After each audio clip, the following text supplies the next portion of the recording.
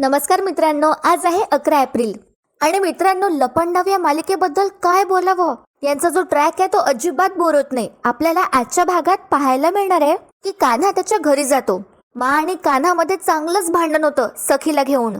माचं म्हणणं असतं कान्हाला की तू सखीला सोडून दे कायमचं, पण आता कान्हा स्वतःसाठी स्टँड घेतो आणि त्यामुळे तो असं ठरवतो की तो सखीला आणि घरच्या सगळ्यांना त्याची खरी ओळख सांगणार आहे. त्याचबरोबर दुसरीकडे ही जी मनस्विनी आहे तिने घरातल्या सगळ्यांचे फोटो जाळून त्या फोटोजची राख तिने तिच्या डोक्यावर लावली आहे आणि एक वेगळाच अवतार, तिचं एक वेगळंच रूप सरकार 2.0 आपल्याला पाहायला मिळणार आहे. आता हे त्याहूनही आधीच्या सरकारपेक्षाही खतरनाक असेल हे तर नक्कीच. पण बघूया मित्रांनो, आता कान्हा सखीला त्याचं खरं आयडेंटिटी सांगेल का? आजच्या भागात आपल्याला कळेलच. व्हिडिओ शेवटपर्यंत नक्की पहा आणि जे चॅनलवर नवीन असतील तर अशाच मालिकेच्या लेटेस्ट अपडेटसाठी आणि खऱ्या रिव्ह्यूसाठी आपल्या चॅनलला सबस्क्राईब करा. सुरू करूया आजच्या भागाला. आजचा भाग सुरू होतो सखी आणि तिची खरी आई ह्या दोघी सुद्धा आता आरती करत असतात श्रीरामांची आणि सगळेजण अगदी मग्न झाले असतात. सखीची जी खरी आई आहे, खरी तेजस्विनी, ती आता भजन गात असते. कौशल्याचा राम हे ते भजन असतं आणि त्यानंतर सखी सुद्धा जॉईन करते तिच्या आईला आणि सखी सुद्धा दुसरं कडवं म्हणते आणि तेजस्विनी खूप कौतुकाने पाहते आपल्या मुलीकडे, आपल्या सखीकडे. घरातले सगळे जण खूपच आनंदी असतात. सखीची नजर तिच्या आईकडून हटतच नसते. तर बघा मित्रांनो, इथे आता काय होतं. कान्हाने आणि माने सांगितल्याप्रमाणे किरण आणि संजय हे दोघेही त्यांच्या काळ्या रंगाच्या गाडीमध्ये या मनस्विनीची वाट बघत असतात. पण या दोघांनाही माहिती नसतं की मनस्विनीची अवस्था सखीने अशी केली आहे, तिला फाटकी तुटकी साडी तिने नेसायला दिली आहे. तर मित्रांनो, काय होतं, ही जी मनस्विनी आहे ती आता गेट जवळ आली असते आणि बाहेर येता क्षणी तिला कारमध्ये संजय दिसतो ड्रायव्हिंग सीटवर आणि हिला एकदम आठवतं की हिने संजयला किडनॅप करून घेतलं होतं आणि त्याचा पाय सुद्धा तोडला होता. आणि संजयच्याच बाजूच्या सीटवर तिला किरण सुद्धा दिसतो आणि लगेच ही मनस्विनी तिचं एक पाऊल मागे घेते आणि विचार करते मनात की हा माणूस किरण सोबत काय करतोय. किरण तर कान्हाचा मित्र आहे ना, पण या सगळ्याचा काही कान्हाशी संबंध आहे का मग, असे तिच्या मनात प्रश्न येऊ लागतात आणि तिला कान्हावर शंका सुद्धा येते. पण बघा मित्रांनो, ही धूर्त मनस्विनी काय करते, ती तिच्या साडीचा असा पदर घेते आणि तिच्या डोक्यावर टाकते. किरण आणि संजयची नजर तिच्यावर पडू नये म्हणून आणि चुपचाप या दोघांच्याही गाडी सामोरून ती निघून जाते. त्यांना चकमा देऊन ती अशी मुद्दामच अशी लंगडत लंगडत चालत असते जेणेकरून या दोघांनाही तिच्यावर शंका येऊ नये. आता किरण आणि संजय दोघेही या बाईकडे बघू लागतात. पण बघा मित्रांनो, संजयला डाऊट सुद्धा येतो आणि संजय किरणला म्हणतो सुद्धा ही बाई. त्यावर आता किरण लगेच म्हणतो, संजय तू सरकारला बघितलं नाहीयेस का? अरे सरकार आहे ती, लांबून सुद्धा ती ओळखू येईल. आणि संजय ती तिच्या नेहमीच्या गेटअप मध्ये असेल ना. त्यानंतर आता किरण स्वतःला म्हणतो, अजून कशी दिसत नाहीये ही बाई, अजून कशी नाही निघाली. आणि मित्रांनो, यांच्या समोरूनच ही सरकार, ही मनस्विनी तिथून निघून जाते आणि या दोघांना पता पण नाही लागत. तितक्यात काय होतं, कान्हाचा किरणला फोन येतो. कान्हाला वाटत असतं की आतापर्यंत काम झालं असेल, तर कान्हा फोन उचलल्याबरोबर म्हणतो, किरण सरकारला ताब्यात घेतलंस का? त्यावर आता किरण म्हणतो, अरे ताब्यात घ्यायला ती आधी सापडू तर दे, ती दिसतच नाहीये. त्यावर कान्हा म्हणतो, काय अजून अशी कशी दिसली नाही? अरे आता तर गेली ती घरातनं फाटक्या साडीत, तिला इथून हाकलून दिलंय. त्यावर आता किरणला एकदम आश्चर्याचा धक्काच बसतो हे ऐकून आणि किरण कान्हाला म्हणतो, फाटक्या साडीत? आणि किरणच्या एकदम लक्षात येतं की त्याच्या समोरूनच आता सरकार फाटक्या साडीतूनच त्यांना चकमा देऊन निघून गेली. किरण लगेच म्हणतो आता, अरे शेट शेट. किरण लगेच संजयला म्हणतो, संजय लवकर उतर, ती बाई तीच होती. संजय आता धावतच जातो त्या बाईच्या मागे, म्हणजे सरकारच्या मागे. किरण सुद्धा आता गाडीच्या बाहेर उतरतो आणि कान्हाला म्हणतो, कान्हा सॉरी कबीर, खरंच मला माहिती नव्हतं ही सरकार फाटक्या साडीत असेल. ते आता समोरूनच एक बाई पास झाली फाटक्या साडीतच. आता कान्हा फार चिडला असतो आणि तो किरणला काहीतरी बोलणार असतो, पण तितक्यात तिथे आता सखी येते आरती घेऊन. कान्हा आता फोन कट करतो. सखी म्हणते, आरती घे कान्हा. कान्हा आता सखी समोर स्माइल करतो आणि तिला काहीच दाखवत नाही की काही झालंय म्हणून, पण त्याच्या मनात काहीतरी सुरू असतं. कान्हा आता आरती वगैरे घेतो आणि सखी कान्हाला म्हणते, रावणाचा अंत झाला, आता राम राज्य सुरू होणार. पण कान्हा आता हे ऐकून मनात म्हणतो, या रावणाचा अंत इतक्या सहजासहजी नाहीच होणार. तितक्यात मित्रांनो काय होतं, संजय आता शोधून आला असतो परत किरण जवळ आणि तो त्याला सांगतो, नाही दिसली. तर मित्रांनो, आपल्याला इथे आता दुसरा शॉट दाखवला जातो ज्यामध्ये ही सरकार तिचं तोंड धुत असते. एका कॉमन बेसिन जवळ ती तिथे थांबली असते आणि ती स्वतःचा चेहरा धुते. तिच्या चेहऱ्यावर गुलाल असतं लागलेलं, जे तिच्या आता हाताला लागतं चेहरा धुतल्यामुळे. आणि या मनस्विनीचा हात लाल झाला असतो. ती तिच्या हाताकडे नीट बघते, समोर बघते, मागून बघते आणि ती स्वतःला म्हणते, रंग आणि रक्तातला फरकच कळत नाही. पण हा फरक सगळ्यांना दाखवून देईल हे सरकार. इतक्या सहजासहजी राज्य बदलत नाही. आता यापुढे नवीन खेळ, नवीन अध्याय आणि नवीन सरकार दिसेल तुम्हा सगळ्यांना. सरकार 2.0. या मनस्विनीच्या डोक्यात फक्त आणि फक्त सूडच असतो आता. आणि या मनस्विनीचा उर्फ सरकारचा एक नवीनच अवतार, एक नवीनच रूप आपल्याला पाहायला मिळणार आहे. इथे आता सीन शिफ्ट होतो. कान्हा आणि किरण त्याच्या घरी असतात आणि त्या दोघांनी सुद्धा जे काही घडलंय प्रकरण ते मला सांगून टाकलं असतं. ते मनस्विनीला घेऊन परत येणार होते पण त्यांच्या हाती काहीच लागलं नाही. हे ऐकून आता माझा संताप उठतो आणि मा एकदम तिच्या खुर्चीतून अशी उठून उभी राहते आणि दोघांनाही चांगलं सुनावते आणि म्हणते, अशी कशी कामं करता रे तुम्ही? काय हो, आता कुठं गेलं तुमच्या दोघांचं प्लॅनिंग? एवढं प्लॅनिंग करून सुद्धा ती मनस्विनी तुमच्या हातातून निसटलीच कशी? आता किरण आणि कान्हा दोघी त्यांची मान खाली टाकतात. कान्हा आता बोलणार असतो आणि तो म्हणतो, मा काय आहे ना? तितक्यात राजलक्ष्मी मा कान्हाला एकदम तिथेच थांबवतात आणि म्हणतात, तू बोलू नकोस. त्या कामतांच्या नजरेत तू ग्रेट झाला असशीलच. हो, कारण तू त्या कामतांची खूप मोठ्या संकटातून सुटका केली आहेस ना. त्या कामतांना तू मुक्ती देशीलही. पण काय रे, किर्लोस्करांच्या सूडाचं काय? आपला सूड अजून बाकी आहे, लक्षात आहे ना? का विसरलास? त्यानंतर राजलक्ष्मी मा कान्हाला म्हणतात, जोवर ती मनस्विनी तीळ तीळ मरत नाही ना, तोवर माझ्या काळजावरच्या ज्या जखमा आहेत त्या भरून निघणारच नाहीत. कान्हा आता हे ऐकून थोडा अस्वस्थ झाला असतो. किरण आता मला म्हणतो, मा आम्हाला फक्त थोडा वेळ द्या, आम्ही लवकरच तिला शोधून काढू. पण बघा मित्रांनो, आता काय होतं, कान्हा आता घरी जायला निघतो कामत बंगल्यावर. तितक्यात मा कान्हाला हाक मारतात आणि कशी बघा, कुठे जातोस रे तू?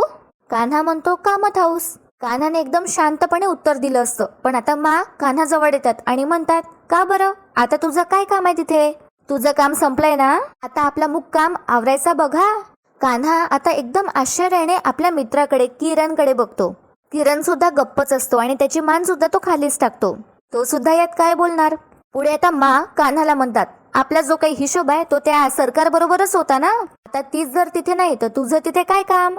तुझा तिथे राहण्याचा पॉइंट काय आहे? पुढे आता मा कान्हाला स्पष्टपणे म्हणतात, तुझा त्या घराशी काहीच संबंध नाहीये. कान्हा सुद्धा आता लगेच बोलतो की असं कसं, संबंध कसा नाही? माझी बायको राहते तिथे. तर मा म्हणतात, बायको? खरंच बायको मानतोस का तू तिला? लक्षात ठेव कबीर, आपलं ध्येय वेगळं आहे. लक्ष विचलित करणारी कुठलीही गोष्ट आपल्या आजूबाजूला नको आहे आणि म्हणूनच तुझ्या बायको बरोबर आपलं काहीच देणं घेणं नाहीये. बघा मित्रांनो काय होतं, आता कान्हाच्या खूपच जीवार आली असते हे ऐकून. कान्हा एकदम अशा ताड्याच वाजवतो आणि म्हणतो, वाह वाह मा, कमालच आहे तुमची. जोपर्यंत सखीच्या सह्या घ्यायच्या होत्या त्या कागदावर तोपर्यंत सखी आपल्या उपयोगाची होती आणि आता तिच्याशी काही देणं घेणं नाही. कमालच करताय तुम्ही. हे ऐकून आता मा सुद्धा त्यांची नजर फिरवतात. त्यांना सुद्धा कुठे ना कुठे हे गिल्ट होत असतं पण त्या एक्सेप्ट नाही करत. कान्हा म्हणतो पुढे की तुमचं काही नातं नसेल तिच्याशी पण माझं आहे, ती माझी बायको आहे. आता पुढे कान्हा म्हणतो, सखी कान्हा, आणि कान्हा आता महाडिक म्हणणार असतो. पुढे सखी कान्हा महाडिक असं तो म्हणणार असतो पण तो सखी कान्हा इथेच थांबतो. आता मा कान्हाला म्हणतात, काय झालं, बोल ना पुढे. कान्हा महाडिक, अरे जी मुलगी हे नाव तिच्या नावा पुढे लावते ती व्यक्ती अस्तित्वातच नाहीये हे तरी माहिती आहे का तिला? कान्हाला आता एकदम असा त्रास होतो ऐकून आणि कान्हा गप्पच बसतो. त्यानंतर मा किरणकडे बघतात आणि म्हणतात, काय किरण? किरण बिचारा आता म्हणतो, मा आता खूप उशीर झालाय त्यामुळे आपण उद्या बोलूयात का या विषयावर? किरणला वाटत असतं की अजून विषय ओढला जाईल आणि अजून भांडणं होतील, तमाशे होतील, म्हणून किरण असा म्हणतो. पण कान्हा लगेच बोलतो त्यावर, उद्या नाही आजच आणि आत्ताच. कान्हा आता किरणकडे बघतो आणि म्हणतो, काय तो सोक्ष मोक्ष लावूनच टाकूया आपण आज. ह्या गोष्टी जितक्या लवकर संपतील ना तितकं बरं आहे. आता माझ्या डोक्याला हे ताण सहनच होत नाही. आणि त्यानंतर कान्हा माझ्या डोळ्यात डोळ्यात टाकून सांगतो, आजच मी सखीला सांगणार आहे, मी कान्हा महाडिक नाही, मी कबीर देवदत्त किर्लोस्कर आहे. मित्रांनो, आपला कान्हा म्हणजे चेतन वडनेरे यांनी सुद्धा उत्तमच ऍक्टिंग केली आहे आणि आज जो त्याने स्वतःसाठी स्टँड घेतलाय माझ्यासमोर ते तर खूपच आवडलंय मला. एक नंबर काम केलंय त्याने. आपल्या सगळ्यांना माहितीये की कान्हा अजिबात स्वार्थी नाहीये पण तो मजबुरीने हे सगळं करतोय. इथे आता सीन शिफ्ट होतो. सखी आता तिच्या आईच्या मागे पुढे अशी करत असते आणि तिची आई किचन मध्ये मोदक बनवत असते. सखी आता पहिले इकडून येते मग तिकडून येते आणि तेजस्विनीला ती असं म्हणते, आई, अगं ए आई, अगं आई ऐक ना. प्रत्येक शब्दात ती आई आई असं म्हणत असते. त्यावर आता तेजस्विनी सखीला म्हणते, काय गं सारखं आई आई म्हणतेस, तुझं तोंड दुखत नाही का? त्यावर आता सखी म्हणते, नाही, आता इतकी वर्ष आई अशी हाक मारायला मी आतुर झाले होते ना, म्हणून म्हटलं आता मी माझी हवस पूर्ण करून घेतेय. आणि परत सखी तेजस्विनीकडे बघते आणि म्हणते, आई. त्यावर आता तेजस्विनी म्हणते सखीला, आता आहोत ना आपण एकत्र. आता परत सखी म्हणते, ए आई. आता सखीची आई थोडीशी चिडते बरं का आणि म्हणते, पुढे आता सखी म्हणते, तू बनवलेले मोदक इतके छान, इतके सुंदर कसे होतात ग, अगदी तुझ्यासारखे. हे ऐकून आता तेजस्विनी हसते आणि म्हणते, काय माझ्यासारखे? अगं तुझे सुद्धा मोदक सुंदर होतील. सखीचा लाड करत आता तेजस्विनी म्हणते, अगदी तुझ्यासारखे. आता सखी म्हणते, कसे होणार, जमले तर पाहिजेत. मला ना मोदक नीट मळताच येत नाही. ए आई तू शिकव ना मला. आता तेजस्विनी एक एक स्टेप नीट समजावत असते सखीला. आधी म्हणते, हे पारी घे, आता यामध्ये बोटाला पहिले तूप लाव आणि याची वाटी कर. आणि त्यानंतर पूर्णपणे असं डेमो दाखवत सखीची जी आई असते तेजस्विनी, ती सखीला छान मोदकची वाटी बनवायला सांगते आधी आणि तिला पापडी वडायला शिकवते. सखी आता विचारते, जमलं का? त्यावर आता तेजस्विनी सखीला म्हणते, अगं लहानपणी नाही का तू क्ले पासून भांडी बनवायचीस, अगदी तसंच आहे. सखी सुद्धा बरोबर तिच्या आईने सांगितल्याप्रमाणे दाखवल्याप्रमाणे एक एक स्टेप बरोबर तशीच करत असते. सखीची आता मोदकासाठी वाटी करून तयार झाली असते. सखीची खरी आई जी म्हणजे तेजस्विनी सखीला म्हणते, शाबास, झाली वाटी तयार. पुढे बघा मित्रांनो आता काय होतं. पुढे तेजस्विनी सखीला सांगते, आता यात चव भरायची. सखी म्हणते, चव तर मी घेतलीच नाही. अगं आई प्रसाद आहे ना, आधी कसा घेणार? त्यावर आता तेजस्विनी सखीवर हसते आणि तिला म्हणते, अगं वेडाबाई, नारळ आणि गुळाचं जे सारण असतं ना त्याला चव म्हणतात, हे यात भरायचं. सखी सुद्धा आता स्वतःवर हसते आणि म्हणते, अरे हो, मला ना माहितीच नव्हतं, पण आज हे मला नव्याने कळलंय हा. सखी आता एक चमचा घेते आणि त्यामध्ये ते सारण टाकते आणि म्हणते, ओके, आता मी चव भरलीये. आता सखीने अगदी थोडीशी चव भरली असते त्यामध्ये. तर आता तेजस्विनी सखीला म्हणते, अगं इतकीच? कान्हाने मोदक खाल्ल्यावर त्याला पीठ लागेल, चव लागणारच नाही, अजून बर. त्यावर आता सखी म्हणते, बरं. आणि आता सखीने जास्तच घेतलं असतं प्रमाण. तेजस्विनी म्हणते, अगं कमी कर. सखी आता त्यातली जे थोडीशी चव असते उरलेली ती टाकून देते. पुढे तेजस्विनी सांगते, आता हे असं आवडायचं, उलट्या बाजूने कर हा. नीट प्रकारे तिला छानपैकी मोदक बनवायला तिने शिकवले असतात तेजस्विनीने. आणि म्हणते त्यानंतर, हे बघा, हे आहे मोदकाचं नाक. आता सखी खूप हसू लागते आणि म्हणते, मोदकाचं नाक? त्यावर तेजस्विनी म्हणते सखीला, असतं बाई मोदकाचं नाक. मोदकाचं नाक असतं या सुंदर मुलीच्या नाकासारखं, असं ती सखीला चिडवतच म्हणते. आणि छान प्रकारे दोघींचे हे मोदक तयार झाले असतात.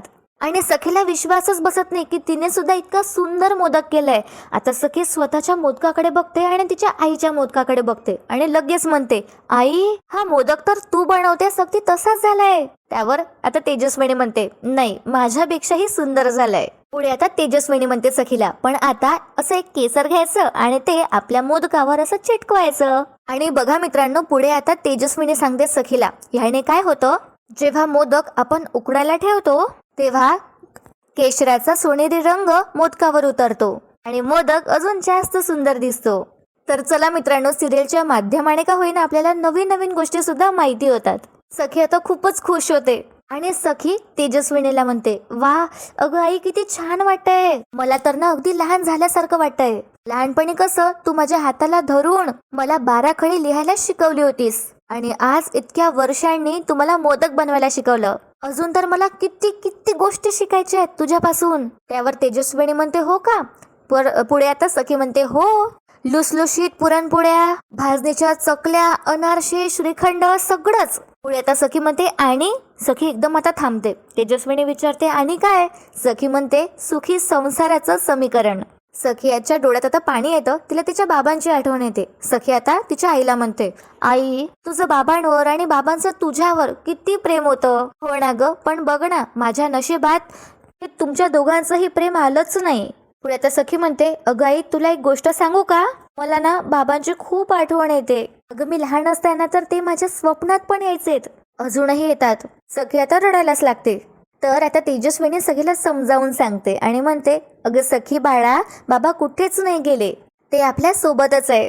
अदृश्य शक्ती असते ना, अगदी तसंच.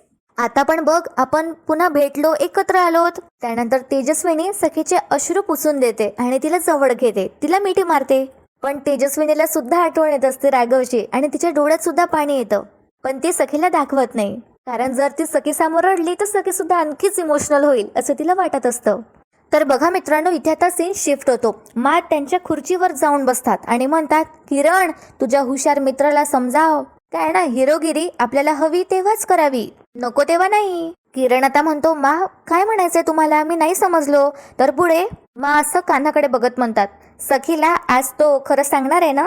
त्याला म्हणावं, कान्हा महाडिक म्हणून तो जर त्या सखीच्या आयुष्यातून बेपत्ता झाला तर ती त्याच्या चांगल्या गोष्टी लक्षात ठेवेल, पण जर कबीर म्हणून तुझा हा मित्र कान्हा तिच्या समोर गेला तर आयुष्यभर ती याचा तिरस्कारच करेन. आता कान्हाला माचा रागच आला असतो तर कान्हा माकडे बघत सुद्धा नाही, फक्त ऐकत असतो. पण किरण आता म्हणतो, मला हो मा, मला पण पटतंय हे.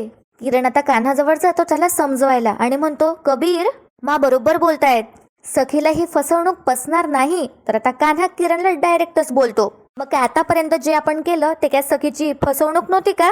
खोटं नाव, खोटी ओळख वापरून मी तिच्या आयुष्यात शिरलो, पण बाद झाला, आता मला नाही सहन होत. माझ्यावर माझ्या बाबांचे संस्कार आहेत, मी अजून आता खोटं बोलणार नाही. कान्हाने आता ठरवलंच असतं. कान्हा पुढे आता किरणला म्हणतो, आजच मी कामत कुटुंबियांकडे जाणार आणि माझं खरं ओळख काय, माझं खरं सत्य काय ते सगळं त्यांना सांगणार. मा सुद्धा आता ऐकत असतात हे. कान्हा त्याच्या हातावरच्या हळकुंडाकडे बघतो.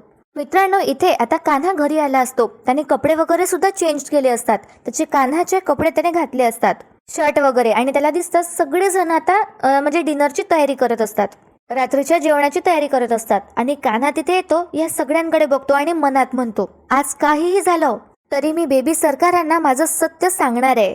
कान्हा थोडा नर्वस असतोच आणि कान्हा म्हणतो, मला आता सखी मॅडम पासून काहीच नाही लपवायचं. आणि बघा मित्रांनो काय होतं, कान्हा सरकारच्या खुर्चीच्या मागे येऊन असा उभा राहतो. जिथे सरकार नेहमी बसायची तिथे कान्हा येतो, म्हणजे तो असा नॉर्मलच चालत आला असतो. आणि कान्हाला बघून बाकीचे सगळे असे उठून उभे राहतात.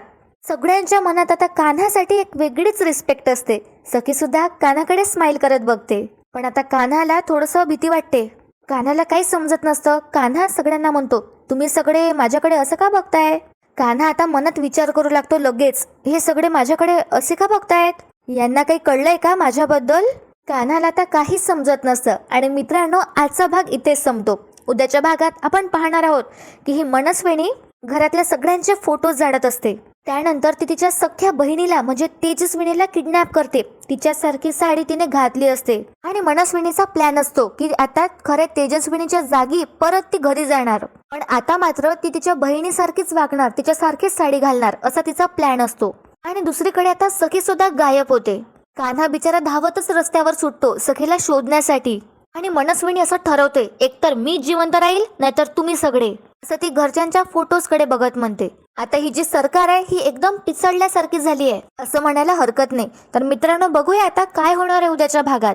आजचा भाग तर खूपच मस्त होता. कान्हा सखीला सगळं खरं सांगेल का, काय वाटतं तुम्हाला, मला कमेंट करून नक्की कळवा की तुमची मतं काय येते. आणि मित्रांनो, व्हिडिओला प्लीज लाईक करत जा. तुम्हाला जर खरंच माझा रिव्ह्यू आवडत असेल तर आपल्या व्हिडिओला लाईक करा, चॅनलला सबस्क्राईब करा. व्हिडिओ शेवटपर्यंत पाहण्यासाठी खूप खूप धन्यवाद.